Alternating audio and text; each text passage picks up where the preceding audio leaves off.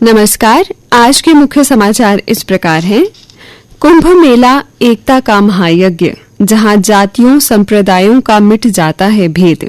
हर 12 सालों में लगने वाला महाकुंभ 13 जनवरी से प्रयागराज में होगा। इसमें 40 करोड़ से अधिक लोगों के आने की उम्मीद है। प्रधानमंत्री नरेंद्र मोदी ने कहा कि कुंभ मेला सामाजिक एकता का महायज्ञ है, जहां जातियों व संप्रदायों का भेद मिट जाता है। उन्होंने कहा, प्रयागराज में होने वाले महाकुंभ 2025 देश की सांस्कृतिक व आध्यात्मिक पहचान को नई ऊंचाइयों पर ले जाएगा। समुदायों के आर्थिक सशक्तिकरण को बढ़ावा देने में भी अहम भूमिका निभाएगा। डचीगाम के ऊपरी इलाके में आतंकियों की तलाश कर रहे सुरक्षा बलों ने शुक्रवार को ऑपरेशन के दौरान चेतावनी के रूप में दर्जनों गोलियां दागी। हालांकि दूसरी ओर से फायरिंग का कोई प्रत्युत्तर नहीं मिला। सुरक्षा बल खासकर उस क्षेत्र में तलाशी अभियान चला रहे हैं जहां लश्कर-ए-ताइबा का आतंकी जुनैद भट्ट इसी महीने की शुरुआत में मुठभेड़ में मारा गया था। उपराज्यपाल मनोज सिन्हा ने कहा कि देश में अभी भी ऐसी ताकतें सक्रिय हैं जो देश को अस्थिर करने की कोशिश कर रही हैं। हम सबको मिलकर इन्हें हराना होगा। उपराज्यपाल ने जम्मू विश्वविद्यालय के जनरल जोरावर सिंह सभागार में छात्रों को संबोधित करते हुए कहा कि शिक्षा का मतलब सीखना है, जानकारी देना नहीं। केवल शिक्षक छात्र सहभागिता ही छात्रों में जिज्ञासा, रचनात्मकता और कल्पनाशीलता पैदा कर सकती है। देश के युवा परिवर्तन की अग्रिम पंक्ति में कहा उपराज्यपाल मनोज सिन्हा ने। प्रदेश के दौरे पर आए तमिलनाडु के युवा प्रतिनिधि मंडल ने एलजी से की मुलाकात। उपराज्यपाल मनोज सिन्हा ने कहा कि भारत के युवाओं की सामाजिक चेतना प्रखर है। युवाओं के पास न केवल अपने लिए बल्कि इस महान राष्ट्र के विकास के लिए बड़े सपने हैं। कश्मीर को ट्रेन के माध्यम से कन्याकुमारी से जोड़ने की दिशा में रेलवे ने एक ऐतिहासिक सफलता हासिल की है। कटरा को रियासी से जोड़ने वाली 3.2 किलोमीटर लंबी T33 सुरंग के लिए गिट्टी रहित ट्रैक का काम शुक्रवार को पूरा हो गया। श्री माता वैष्णो देवी कटरा आने वाली यात्रियों के साथ ही स्थानीय लोग भी अगले महीने ट्रेन के जरिए कटरा से वाया रियासी कश्मीर तक जा सकेंगे। जम्मू कश्मीर में लंबित पंचायत और स्थानीय नगर निकायों के चुनाव अगले वर्ष मार्च में करवाए जा सकते हैं। ये प्रक्रिया लगभग 2 माह चलेगी। ओबीसी के लिए आरक्षण कोटा निर्धारित करने पर रिपोर्ट इसी महीने जारी की जाएगी। सूचियों के लिए आपत्तियां और दावे दर्ज कराने की समय सीमा 20 दिसंबर की गई है। विदेश मंत्री एस जयशंकर ने कहा कि सुरक्षा, व्यापार और ऊर्जा के क्षेत्र में संयुक्त अरब अमीरात भारत का महत्वपूर्ण साझेदार है। वे शुक्रवार को भारत यूएई की 15वीं संयुक्त आयुक्त बैठक में बोल रहे थे। बैठक में यूएई की तरफ से वहां के विदेश मंत्री शेख अब्दुल्ला बिन जायद आल नहायन भी शामिल हुए।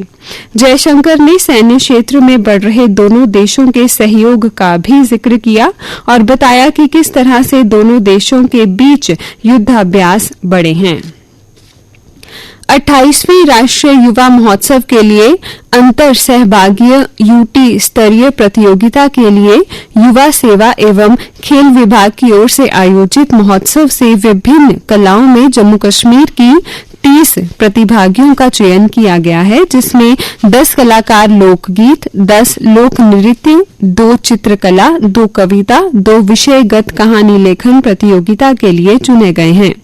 राष्ट्रीय युवा महोत्सव 11 से 12 जनवरी को नई दिल्ली में आयोजित किया जाएगा। अब कुछ अन्य समाचारों के साथ मेरी सहयोगी रोहिणी शर्मा।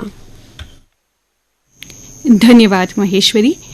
स्थायी कार्य के साथ अतिरिक्त कार्य करने वाले न्यायिक अधिकारियों को अब हर महीने अतिरिक्त वेतन मिलेगा। हाईकोर्ट ने दूसरे राष्ट्रीय वेतन आयोग की सिफारिशों को मंजूरी दी है। अब विशेष अदालत का अतिरिक्त पदभार संभालने वाले जिला न्यायाधीशों को हर महीने 7,000 रुपए, अतिरिक्त न्यायाधीश को 3,500 रुपए और जिला न्यायाधीश जो स्वतंत्र रूप से प्रशासनिक जिम्मेदारी निभाते हैं इनको भी ₹3500 और सीजेएम स्तर के न्यायाधीशों को ₹2000 मिलेंगे। आज शाम 3 बजे J&K ग्रामीण आजीविका मिशन की ओर से कला केंद्र में एक प्रदर्शनी का आयोजन किया जाएगा। जम्मू और इसके आसपास इलाकों में जरूरी रखरखाव के चलते आज से आने वाले कुछ दिनों तक बाधित रहेगी बिजली आपूर्ति।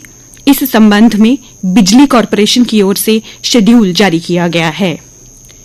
बार रूम के बाहर कर्मियों की लिस्ट चस्पा, कामकाज संभालते ही हरकत में आई बार एसोसिएशन की नई कार्यकारिणी। पहले दिन ही न्यायालय परिसर में पासपोर्ट सेवा केंद्र शिविर लगवाने का दिया था नोटिस। खेल समाचार। विश्व चैंपियन गुकेश ट्रॉफी मिली तो बोले, लग रहा है ये लम्हा लाखों बार जी चुका हूं। शुक्रवार ही सुबह दुनिया के लिए नया दिन था, लेकिन आंखों को झपकाते हुए होटल के कमरे से बाहर निकले डी गुकेश के लिए ये बृहस्पतिवार की विश्व विजय शाम का हिस्सा था। वे बोले, वह रात भर सोए नहीं। मैंने ट्रॉफी को पहली बार देखा है, लेकिन मैं इसे छूऊंगा नहीं, बल्कि समापन समारोह के दौरान इस ट्रॉफी को उठाऊंगा। वे बोले, मेरी जिंदगी में इससे बड़ा कुछ नहीं। रोहित विराट कोहली की फॉर्म पर टिकी है भारतीय टीम की श्रृंखला में वापसी। बॉर्डर गावस्कर ट्रॉफी का तीसरा टेस्ट आज से गाबा में खेला जाएगा।